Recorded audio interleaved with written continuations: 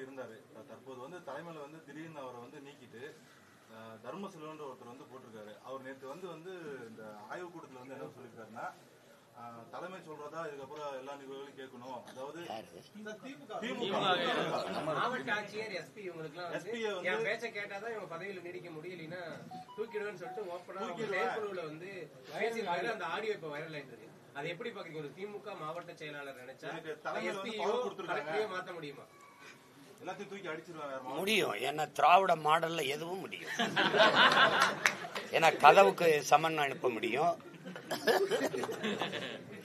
கடலுக்கு கைவிலங்கு போட முடியும். இதெல்லாம் திராவிட மாடல்களினுடைய பெரிய சாதனை. அதை ஒன்றும் பண்ண முடியாது. நீங்க எல்லாத்தையும் என்கிட்ட கேட்குறீங்களே ஒழிய உங்களுக்கு இதனால கோபம் வருதா, வெறுப்பு வருதா?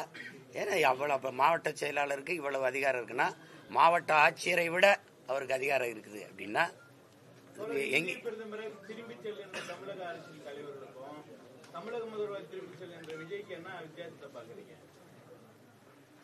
திரும்பி எங்க செல்றது? அவங்க திரும்பி செல்லுன்னு சொல்றாங்கல்ல. பிரதமர் இப்ப தமிழ்நாட்டுக்கு வந்தால் வரவேற்க போவாங்களா, போக மாட்டாங்களா? வெள்ளக்கொடி கட்டுவாங்க.